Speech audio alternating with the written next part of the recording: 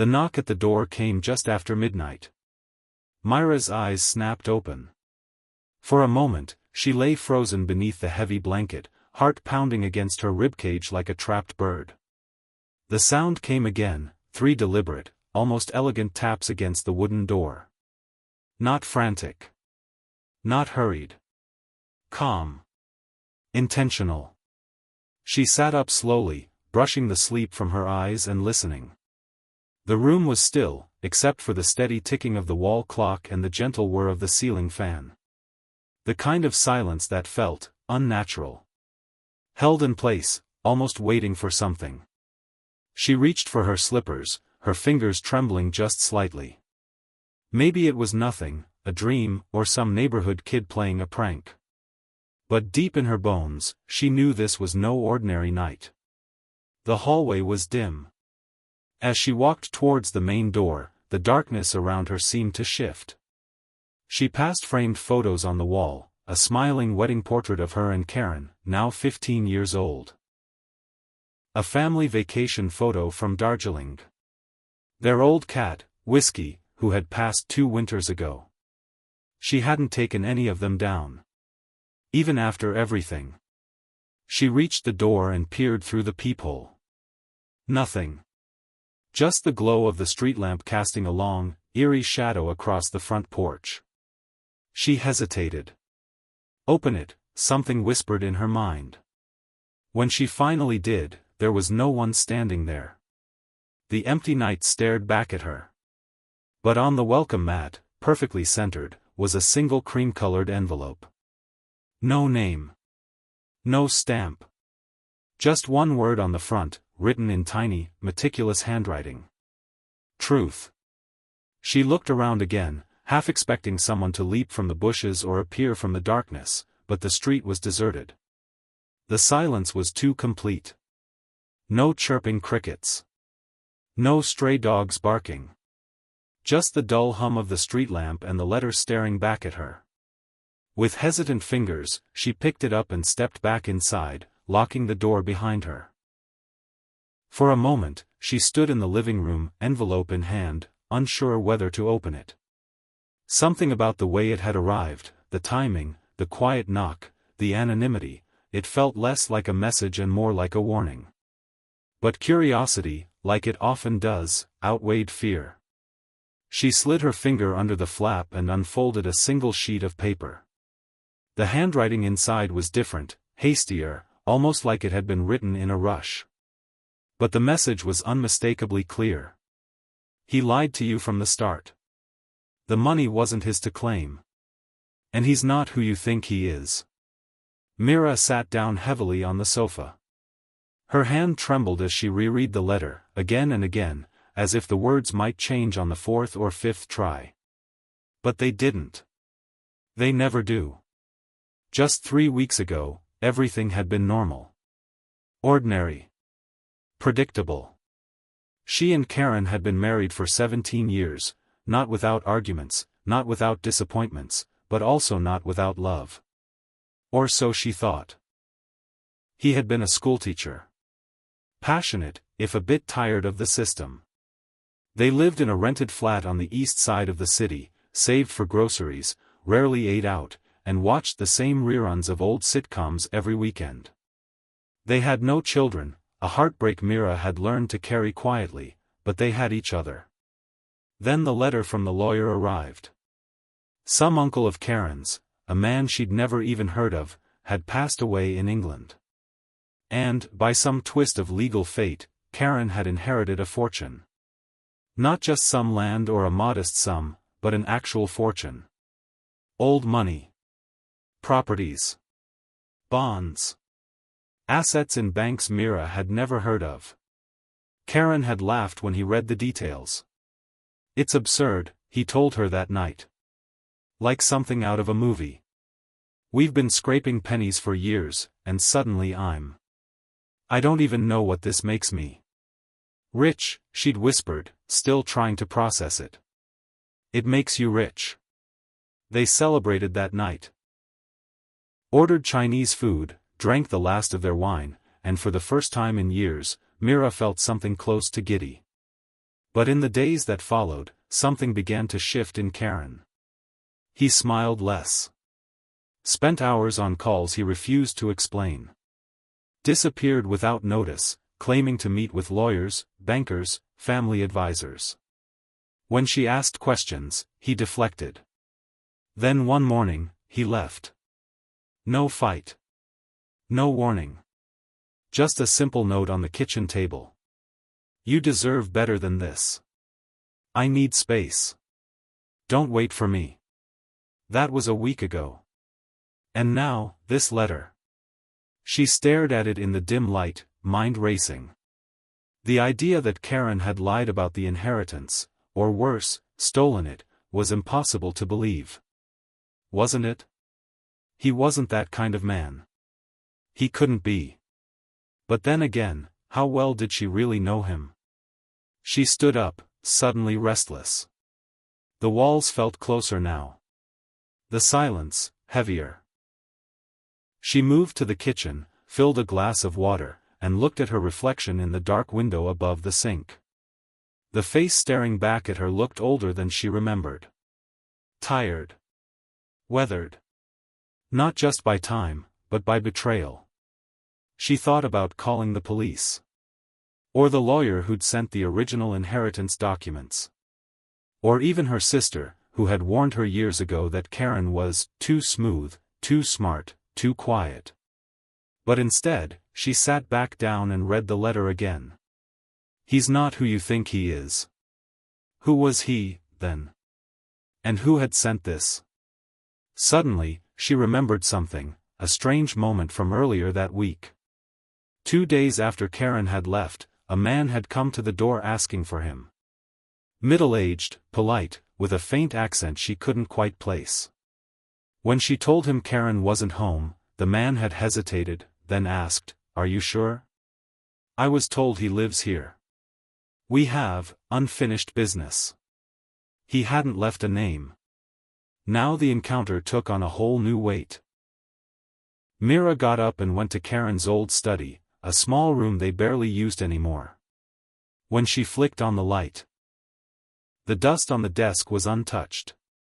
But the drawers, they were empty. Not just neat, cleared out. No files. No documents. Nothing with a name or number or date. As if someone had come and erased him. She sat in the room, the letter in her hand, trying to make sense of the spiraling questions in her head. There was only one thing she knew for certain. This wasn't over. Midnight. Somewhere else.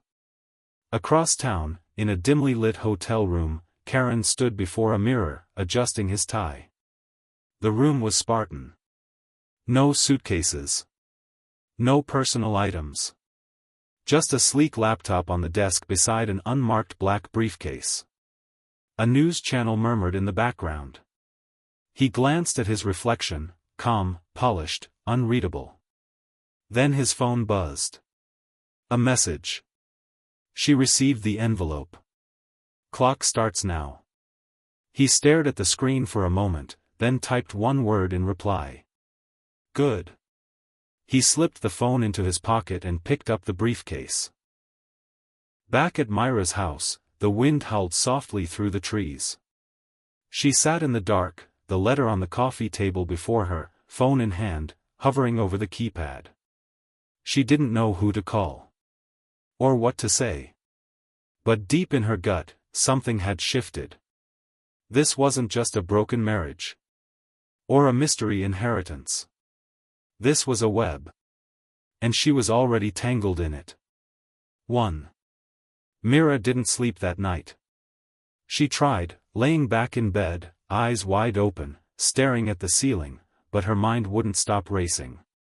Every time she closed her eyes, she saw the envelope. The word truth echoing like a warning bell in her head. By 5:30 a.m., she gave up. The sky outside was still dark, tinged with that cold blue of pre-dawn. She sat at the kitchen table, clutching a mug of tea that had long gone cold, and stared at her phone.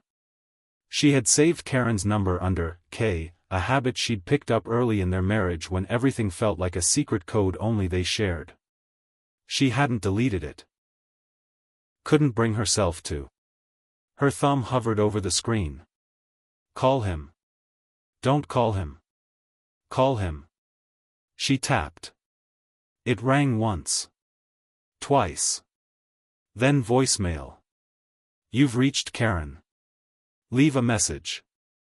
The sound of his voice made her chest tighten. He sounded the same. Calm. Confident.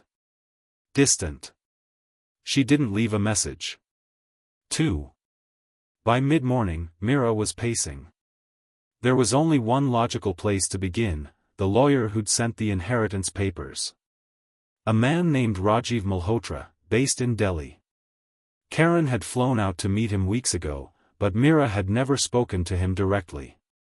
She found the original document, scanned it for a phone number, and dialed. Malhotra and Associates, how may I help you? Came a brisk female voice. Hi, yes. I'm calling regarding a client of yours. My husband, Karan Sethi. He received some inheritance documents through your office. There was a pause. The woman's tone shifted subtly. May I ask who's calling? This is his wife. Mira Sethi. Another pause. Longer this time. I'll connect you with Mr. Malhotra directly. Please hold. Myra's grip tightened on the phone. She didn't even realize she was holding her breath until a low, gravelly voice came on the line. Mrs. Sethi. I was wondering when you might call. Mira blinked. You were? I had my suspicions something wasn't quite right, he said. Mr. Sethi, your husband, never showed up in person. All communication was through email and a courier service. Highly unusual for such a large estate. Her blood went cold. He never came to Delhi. Not to our office. And we never verified his identity in person. It was all done under legal power of attorney, documents that, I must say, looked convincing, but... I contacted the firm managing the estate in the UK. They've had doubts. The original heir is someone else entirely. Someone named Nikhil Varma. And your husband's name doesn't appear anywhere on the uncle's official will. Myra's stomach turned. You're saying the inheritance wasn't his? There was silence. Then Malhotra said carefully, Mrs. Sethi. I believe your husband may have committed identity fraud on an international scale. 3. The next few hours were a blur.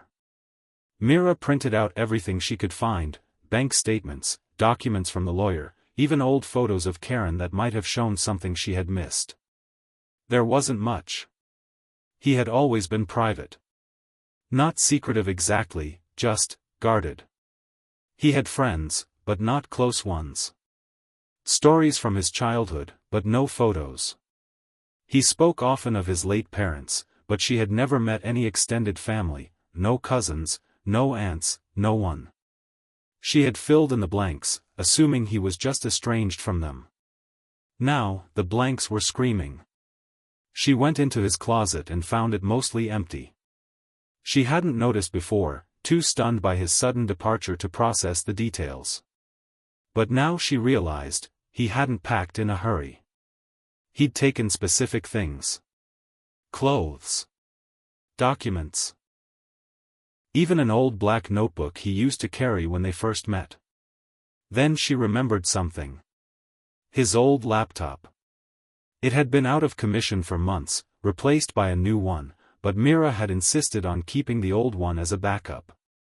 She found it tucked away in the hall cabinet. It was dusty and missing the charger, but she had kept the cord. It powered on after a few tries. She opened the desktop and scanned the folders. Nothing. Then she checked the recycle bin. Her heart pounded. It was full. Dozens of deleted documents, scanned IDs, passport copies, banking forms, travel logs. She clicked on one. It was a passport image. But not of Karen. A different man entirely. Same birthdate. Similar features. But a different name. Nikhil Varma. 4. Later that day, Meera sat in the police station lobby, her hands clenched tightly in her lap. She had debated whether to come. She had no idea how much danger she was in, or if she was unknowingly complicit in what could be international fraud. But one thing was certain now, she couldn't stay quiet. When she was finally called into the inspector's office, she recounted everything: the letter, the lawyer, the fake passport, the sudden disappearance. The inspector, a sharp-eyed woman in her early 40s, listened without interrupting. At the end, she leaned back in her chair. "Do you have any reason to believe your husband might harm you?" Meera hesitated. "No. I don't think so. But I don't know any more. I don't even know who he is." The inspector nodded slowly. "We'll open an investigation. But I'll be honest, if he's already moved large sums overseas, he might be hard to trace. We'll contact Interpol and the Financial Fraud Unit. In the meantime, stay alert." 5. That night, Meera dreamed of mirrors. In the dream, she stood in front of an endless row of reflections, dozens of Karen staring back at her. Some smiling. Some weeping. Some angry. All just slightly wrong. When she woke up, there was sweat on her skin. And a message on her phone. Unknown number. "You're getting close. But be careful who you trust." She stared at it for a long time. 6. Across town, in a luxury apartment Meera had never seen, Karen sat with a glass of whiskey, watching security camera footage. It showed Meera walking into the police station. He sighed. A man stood beside him, tall and broad, with a snake tattoo curling up his forearm. "She's not backing down," the man said. "You want us to deal with her?" Karen's eyes flicked to the screen. "No. Not yet. You're getting sentimental." "No," Karen said. "I just want to see what she does next." 7. Meera spent the next 2 days combing through every piece of their shared life. She visited their old bank, only to learn their joint account had been closed. She checked with Karen's school. He had officially resigned 3 days before the inheritance letter arrived. No one had seen him since. She even visited the courier office listed in the document envelope. The employee there remembered Karen. Said he came in once with a sealed package, left no return address, and paid in cash. All dead ends. Until she opened Karen's old safe. She'd forgotten the code. But she remembered, on their 5th anniversary, he had joked that the password was, "The day you made my life hard and beautiful." Their wedding date. She tried it. The safe clicked open. Inside was a single photograph. A grainy image of 2 boys, maybe 10 or 11 years old, sitting on a rooftop somewhere dusty and warm. On the back, it said, "To my brother, we'll be kings someday. N." Meera stared at the signature. N. Nikhil? Did Karen and Nikhil know each other? Was the identity theft just about money, or was it something deeper? Revenge? She had a sudden, wild thought. What if Karen didn't steal the money for himself? What if he was protecting someone? The pieces were twisting again. And she was more determined than ever to find the full picture. 1. Meera stood in front of the mirror again. The same mirror she had stood in front of countless times over the years. Her reflection was the same: tired eyes, hair slightly messy from lack of sleep, and a mind spinning with questions she didn't know how to answer. But now, the reflection was different. She was different. There were no more questions about Karen's absence. She knew he wasn't just gone. He had disappeared for a reason, and that reason wasn't just the money. There was something bigger, something darker behind his sudden transformation. And she was going to find out what that was, no matter what it took. The photograph in the safe had given her chills. Two boys, laughing, covered in dust and dirt, their faces half hidden by the sunlight streaming down from above. The photo had been old. The paper frayed at the edges. But the message on the back had been haunting. To my brother, we'll be kings someday. N. Kings. Karen had never mentioned a brother. At least, not that Mira could remember. Who was Nikhil, and why had Karen been protecting him? What was the connection between them that had kept him silent all these years? She needed answers, but where could she even begin to look? 2. Mira had always been methodical. If she was going to uncover the truth, she needed to follow a clear path. She started by researching Nikhil Varma, the name that had been on the passport, the name that had haunted her in that single photograph. It wasn't a common name. In fact, there were very few records of any Nikhil Varma in India in connection with a large inheritance or any criminal activities. But the name did pop up in a few online articles about a business tycoon in the UK. His name wasn't exactly the same, it was a variation of Nikhil's, but it was close enough to make her wonder if there was a connection. She found an address. It was listed under an international investment firm, but it was more than that. It was also linked to a series of legal battles over land ownership in several regions across India. These weren't small battles, they were huge. Millions of dollars in disputed assets, involving large corporations and shadowy figures. The name Varma had come up repeatedly. Could this be the same Nikhil? She wasn't sure, but she had to investigate further. Mira grabbed her bag, pulled on her jacket, and headed out. She was done waiting. Done being passive. 3. The drive to the address was long, and the road seemed emptier than usual. The fog rolled over the city like a blanket, thick and suffocating. Mira had the feeling she was heading into a place she shouldn't be. But there was no turning back now. The search for the truth had led her here. The address was located in an upscale business district, tucked away behind towering office buildings. The investment firm was housed in a sleek, modern glass building. It looked unassuming from the outside. The kind of place where money moved silently, without anyone ever asking questions. When Mira entered the building, the cold air and sterile interior made her feel like an outsider. The receptionist was friendly enough but skeptical when Mira asked about Nikhil Varma. She quickly disappeared into the back, only to return with a stern-looking man in a suit. He looked like he had seen 100 people like Mira, people who thought they could walk in, uninvited, and demand answers. "I'm afraid I can't help you with this," the man said flatly. "Nikhil Varma isn't associated with this firm anymore." "Anymore?" Mira asked, her voice low and steady. The man's eyes shifted, a hint of something darker flickering in his gaze. "That's correct. He's moved on to other ventures. If you'd like, I can help you get in touch with him. But you'll need to contact our public relations office for that." Myra's instincts told her he wasn't being entirely honest.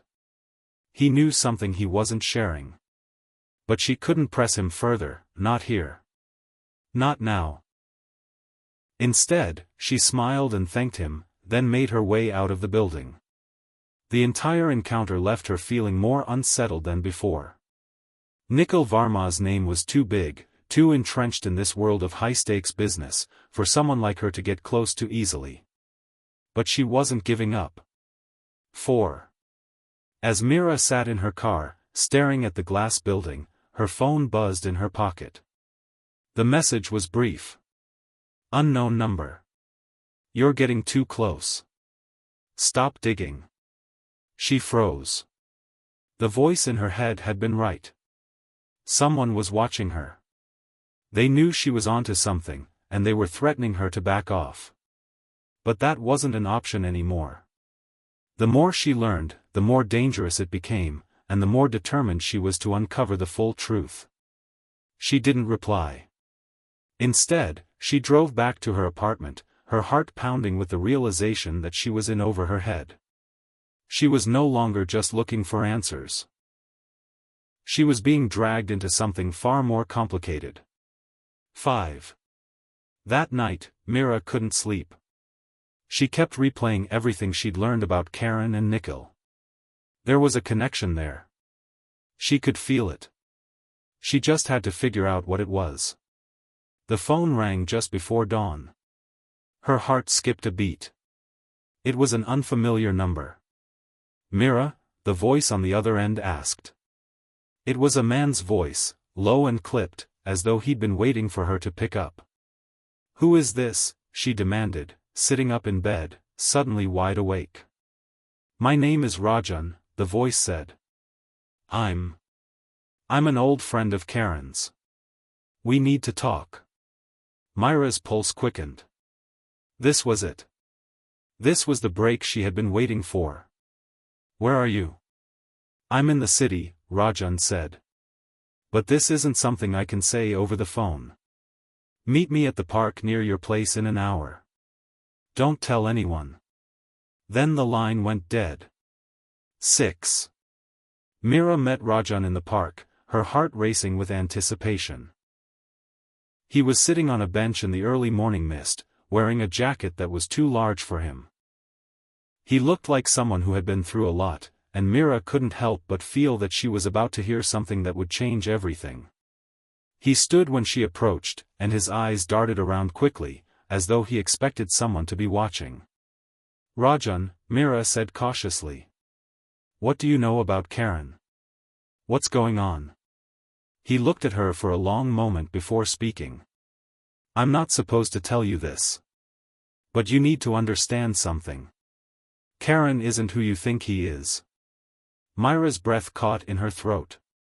She had suspected this, but hearing it aloud was something else entirely. "He's not just your husband," Rajan continued. "He's involved in something dangerous. Something much bigger than all of us. And now, you're caught in the middle of it."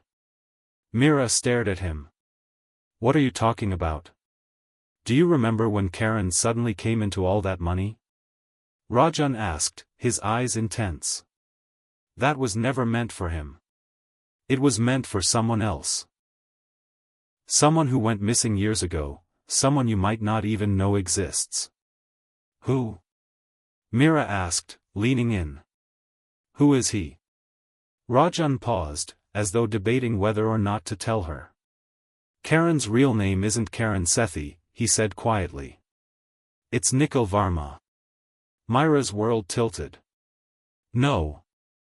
That's impossible. He has to be. Nikhil Varma is a criminal. A fugitive.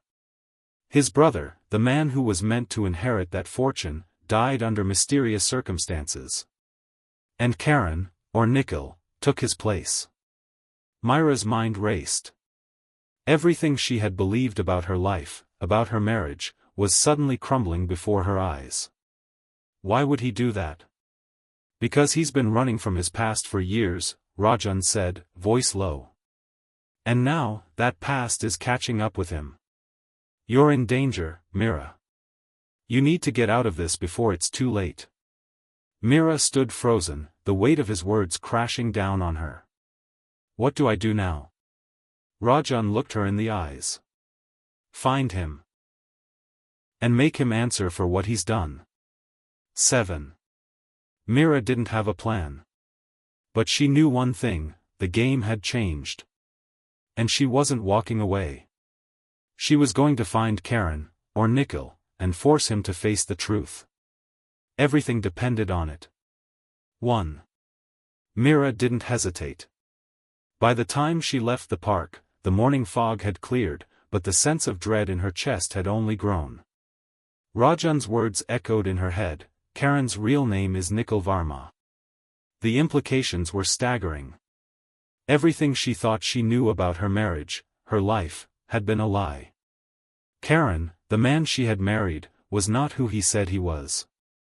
He was someone else entirely, someone tangled up in a past filled with criminals, deceit, and a fortune he had no right to claim. She needed to confront him. There was no more time for guessing or speculating. She had to find Karen, or Nikhil, and demand answers. If Rajan's warning was true, she didn't have much time. Whoever Nikhil was running from was getting closer. But where was he? 2.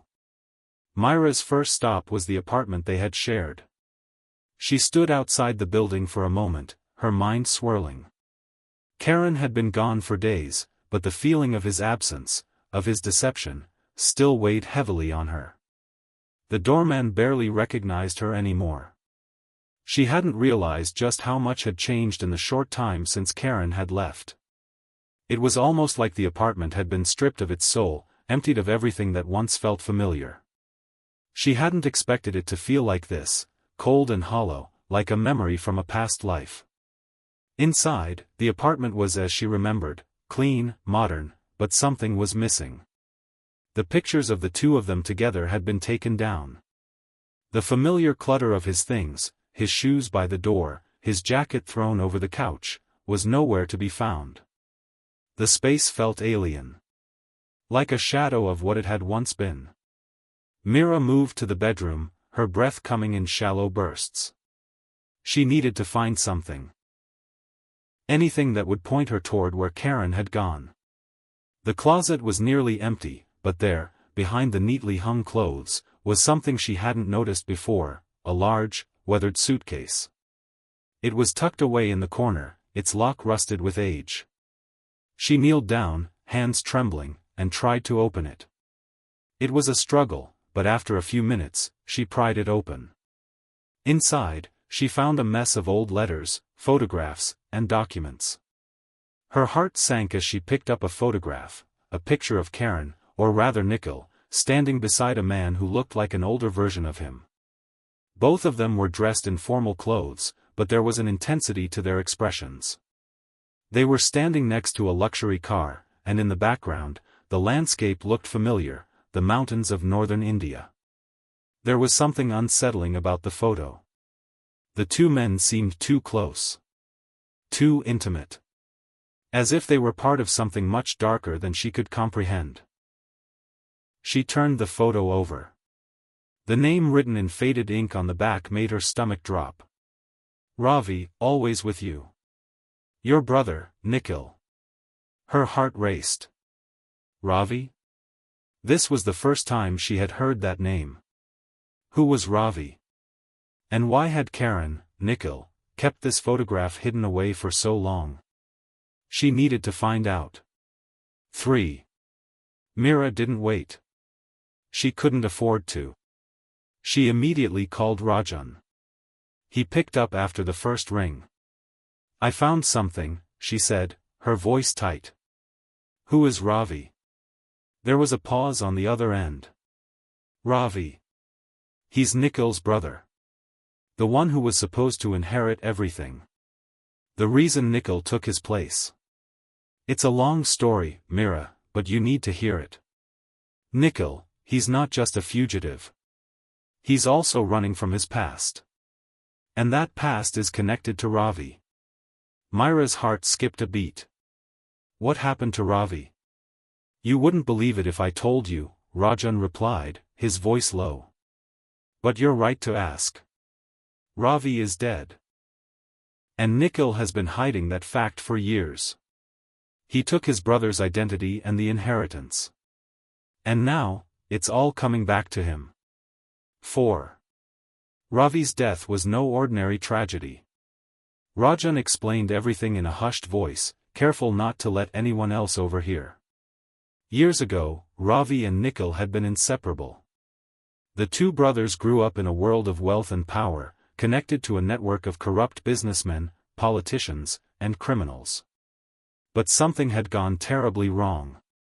Ravi had been the golden boy, destined to inherit the family fortune, but Nikhil had been jealous. He wanted everything for himself. He had always felt like he lived in his brother's shadow. The story of Ravi's death was shrouded in mystery. It was ruled an accident at first, but as time went on, whispers started circulating. Some said it wasn't an accident at all.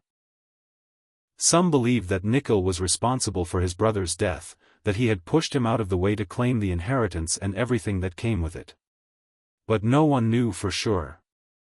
Ravi's death had been covered up, and Nickel, with the help of a few powerful allies, had taken his brother's place, his name, his identity, and his fortune. Nickel had vanished from the public eye, becoming Karen Sethi to the world. But there had always been people looking for him, and now they were closing in. 5.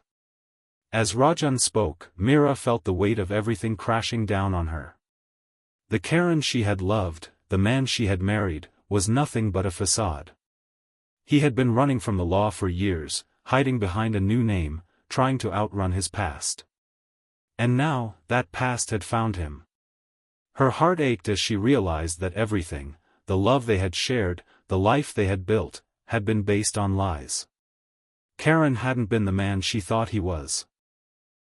He had used her, and she had been too blind to see it.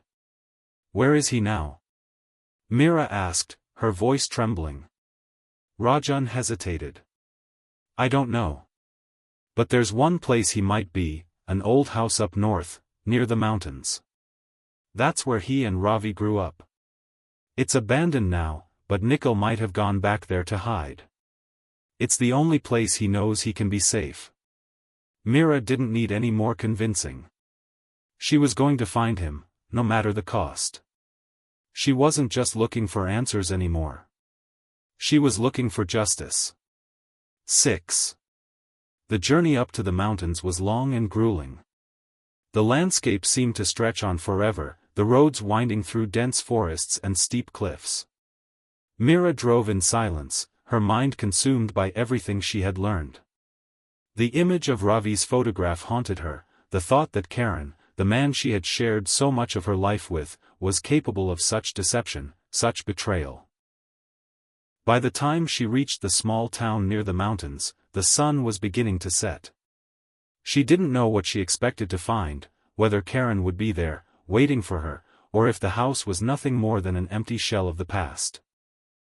But as she pulled up to the old house, a chill ran down her spine. The house looked abandoned. The windows were dark, the door slightly ajar.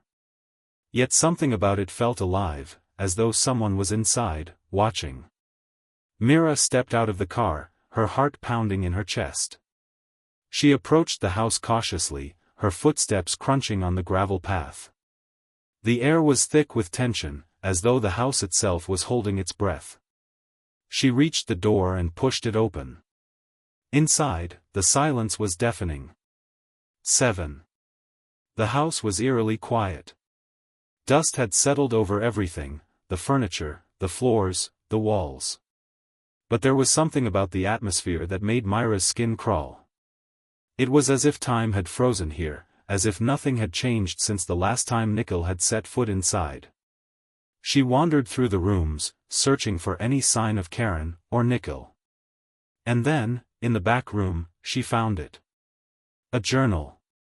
It was old, its pages yellowed with age. Mira's hands trembled as she opened it, the words inside revealing a side of Karen that she had never known. Nickel's thoughts were dark. The jealousy he had felt toward Ravi, the bitterness, the obsession with taking his brother's place. It was all there, written in his own words, a confession he had never made aloud. Mira read on, her mind reeling as she pieced together the horrifying truth about her husband, about the man who had deceived her for so long. 1. Mira stood frozen in the dimly lit room, the old journal in her hands, the weight of Karen's, or rather Nickel's, words pressing down on her chest like an anchor. The pages were filled with confessions, resentment, and haunting memories that she had never asked for. She had expected to find answers, but this was more than she had anticipated. She had always thought she knew her husband, the man she had shared a life with, the one who had promised to love her unconditionally. But now, she realized how little she truly understood. The man she had loved wasn't the one who stood before her. He was someone else entirely, a man who had betrayed his own flesh and blood, murdered his brother in cold blood, and stolen an inheritance that wasn't his. Nickel's journal laid bare his inner turmoil, the destructive jealousy that had been festering for years. The rift between the brothers, the darkness that had begun to consume him as he plotted to take Ravi's place, had been building ever since their childhood. The entries were a window into his soul, and it was nothing like the man she had married. Myra's fingers trembled as she turned the pages. Every line made her stomach turn. The more she read, the more her anger grew. The betrayal was deeper than she had ever imagined. Karen, or Nickel, had created a life with her built on lies, using her trust to hide his true intentions. And now that his past was catching up to him, he was dragging her down with him. But what was worse was the final entry. Mira read it aloud, her voice trembling. Ravi is dead. I killed him. There is no coming back from this. But I will take everything. The money. The power. The name. It's all mine now. They'll never know what I've done. They'll never know what I've become.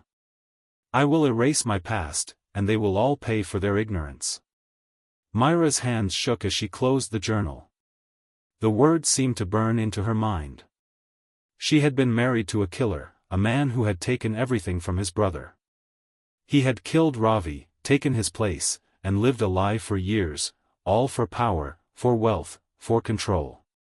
And now, it was time for him to face the consequences. 2. Myra's heart raced as she tried to process the enormity of what she had just read. Karen, or Nickel, had been living a double life. He had killed his own brother, stolen his identity, and taken over his life as though nothing had happened. How could she have been so blind? How had she fallen for someone like him? But there was no time for regret. The journal had given her the answers she needed. She knew now that she couldn't go back to her old life. Karen, Nickel, was a criminal. He was dangerous, and he had left a trail of destruction in his wake. The man she had loved was an imposter, and now she was entangled in his web of lies and violence. She needed to find him. She needed to confront him. But how? Where would he go? Where could he possibly hide now that the truth was closing in on him? Her thoughts raced as she paced the room. The only place that made sense was the mansion, the Varma family estate. It was the one place Karen had tried to erase from his past, the one place he couldn't escape. If he was still hiding, that's where he would be. Without another moment of hesitation, Mira grabbed her coat and stormed out of the house. She didn't care about the risks anymore. She didn't care about the danger. All that mattered was finding Karen and forcing him to face the consequences of his actions. 3. The drive to the Varma estate was a blur. Myra's mind was racing, but there was no time to think. She had to get there before anyone else did. She couldn't let Karen, Nickel, slip away again. The estate was located on the outskirts of the city, hidden behind high iron gates and overgrown trees. The mansion loomed in the distance, its dark windows staring down at her like the eyes of a predator. It had always felt like a place of power, of privilege, but now, it felt like a tomb. Mira parked her car at the gate and walked up the long driveway, her footsteps echoing in the silence. She was alone now, no one by her side, but she didn't feel afraid. She felt determined. She had to do this. For herself. For Ravi. For everything that had been stolen. As she approached the front door, it opened with a creak, and she stepped inside. The house was dark, the air thick with dust and neglect. It had been abandoned for years, but the shadows still lingered. She could feel the weight of the past pressing down on her, suffocating her with its secrets. Karen, she called out, her voice trembling. Nickel? There was no answer, but the hairs on the back of her neck stood up. She wasn't alone. 4. A figure stepped out from the shadows. It was Karen. No, it was Nickel. The man she had married, the man who had been hiding his true identity all these years, was standing before her. His eyes were dark, cold, and calculating. He looked different, older, more worn, like the weight of his secrets had finally caught up with him. "You shouldn't have come here, Mira," he said, his voice low and menacing. "You don't know what you're dealing with." "I know exactly what I'm dealing with," Mira replied, her voice steady despite the fear gnawing at her insides. "I know what you did to your brother. I know you killed him and took his place. I know everything, Nikhil." His eyes flickered with something: surprise? Anger? Maybe both. But he quickly masked it, a smirk playing on his lips. "You really think you can just walk in here and accuse me of murder? You think you have the power to bring me down?" "I have the truth on my side," Mira said, taking a step forward. "And that's all I need." Nikhil's smirk faded, replaced by a dangerous look. "The truth? You don't know the whole story. You don't know what I've sacrificed.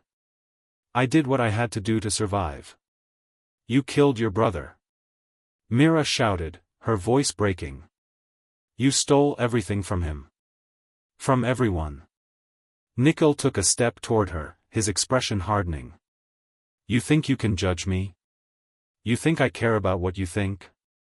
You've been nothing but a pawn in this game, Mira. A pawn I never needed. But you got in the way. Now, it's too late. You've seen too much." Myra's heart pounded as she realized what he was saying. He wasn't just angry. He was threatening her. She was no longer just a wife betrayed, she was a liability. 5. Before Mira could react, Nikhil lunged at her, grabbing her by the arm. His grip was strong, almost inhuman. He slammed her against the wall, the impact knocking the breath out of her lungs. "Get off me!" Mira gasped, struggling against him. But Nikhil was too powerful. He pulled her toward him, his face inches from hers, his eyes wild with fury. "You should have stayed away, Mira," he hissed. "But now, you've forced my hand. And there's no turning back." Myra's mind raced. She needed to escape. She needed to get away from him before it was too late. She couldn't let him win. She couldn't let him destroy her.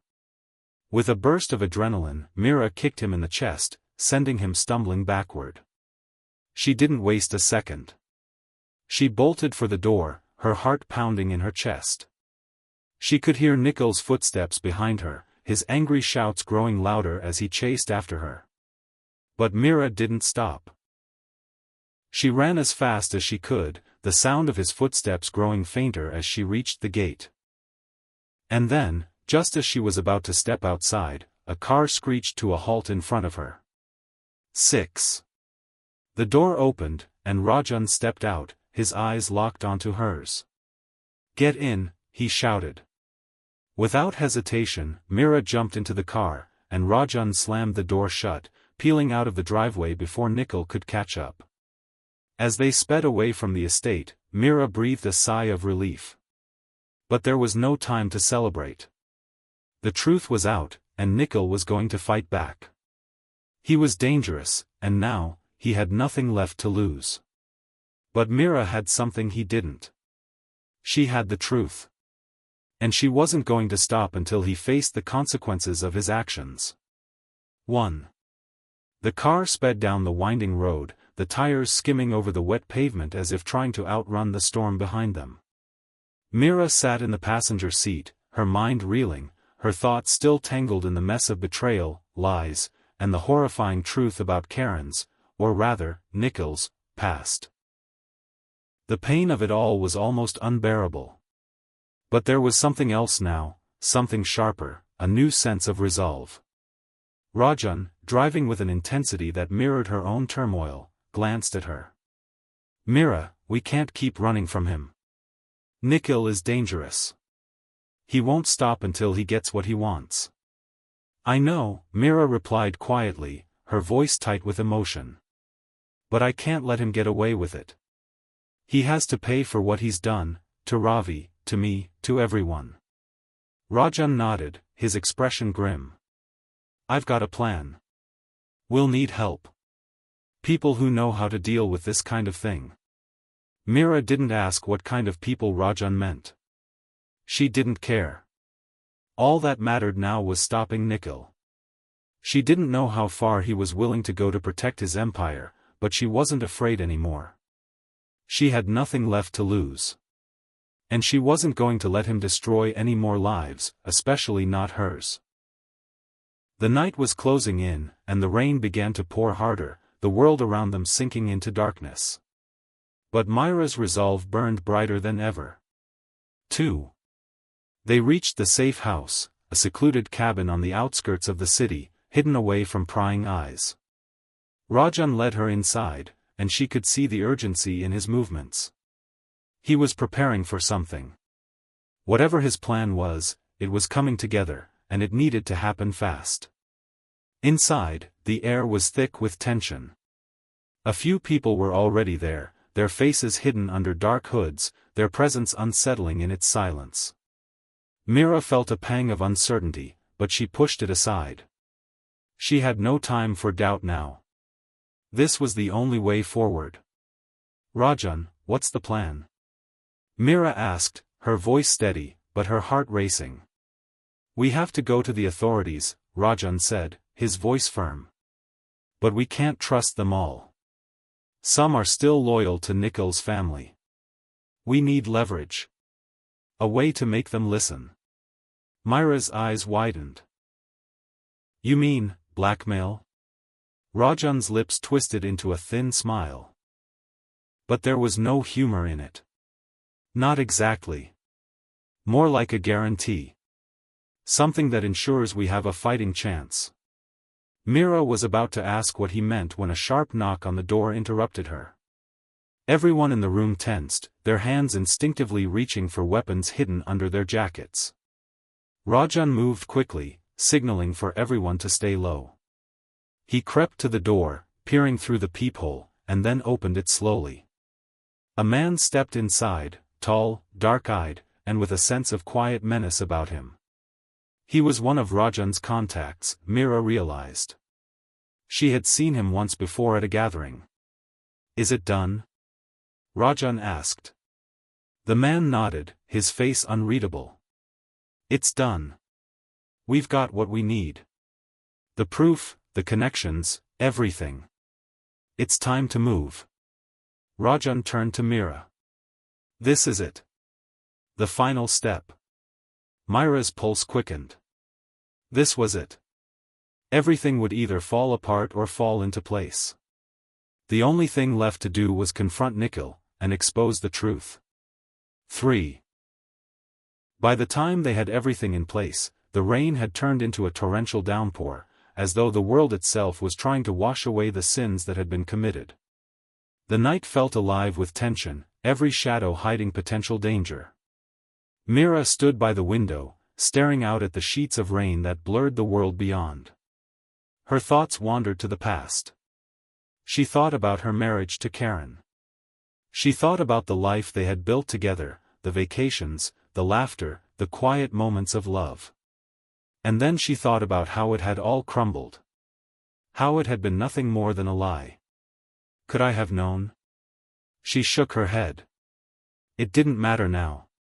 All that mattered was that she was here, and Nikhil's empire was about to fall. Rajan returned to the room, his eyes determined. We've got the contact set up. We'll leak the information to the right people. Nikhil won't be able to escape this time. Mira nodded, swallowing hard. What if he comes for me? What if he tries to hurt me again? Rajan's expression softened, just for a moment. He won't. Not this time. You're safe now. 4.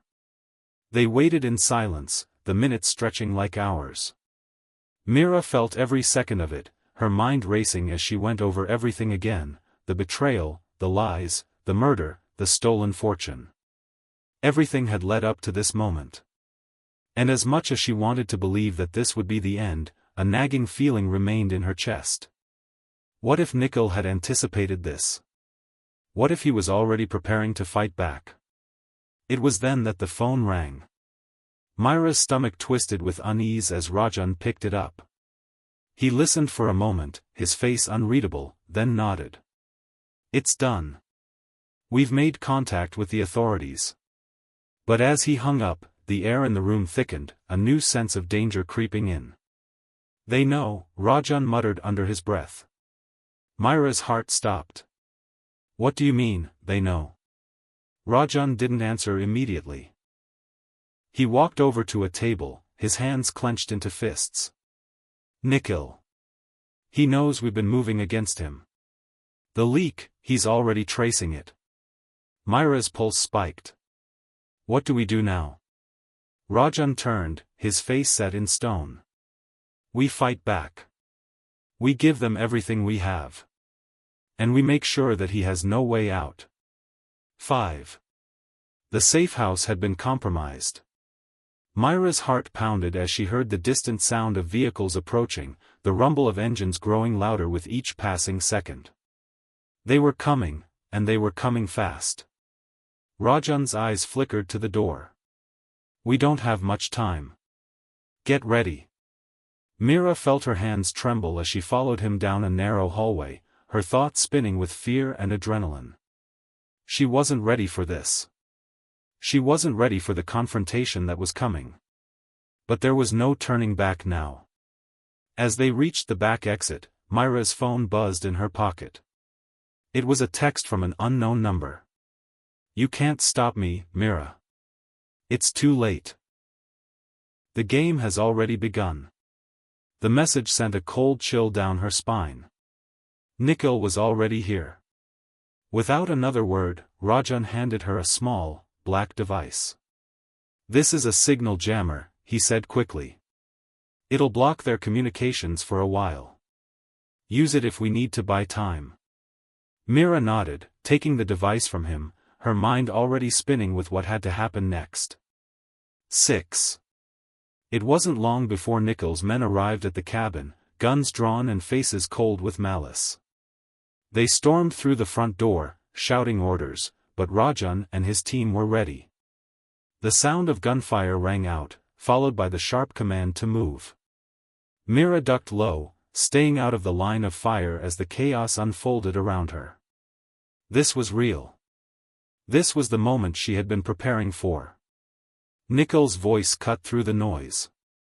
"Mira," he shouted, his voice cold and filled with fury. "You think you've won? You think you can expose me? You're nothing. You're just a fool." Mira turned to see him standing in the doorway, his eyes burning with hatred.